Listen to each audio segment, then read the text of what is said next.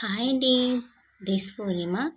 చూడండి friends, non స్టాప్గా వర్షం పడడం వల్ల మా బట్టలు ఫుల్గా తడిసిపోయి అస్సలు ఆరలేదు, ఎండ రాలేదు, వర్షం పడుతూనే ఉంది. మేమంటే ఫుల్గా బట్టలు ఉతికేసామన్నమాట. నేను ఉతికింది కాక ఇంకా మా అత్తయ్య కూడా ఉతికేసిందండి.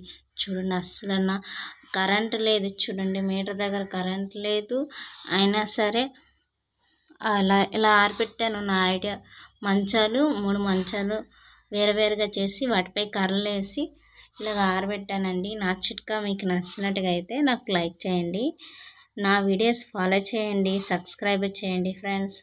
చూడండి, ఇంకా చూపిస్తుందో ఫ్రెండ్స్. ఎప్పటికి ఎండ వస్తుందో, ఎప్పటికి వారుతాయో ఏమో తెలియడం లేదు. బతకడం తప్పైపోయింది ఫ్రెండ్స్. ఇంకా వంట కూడా చేయాలి, వంట చేయలేదు.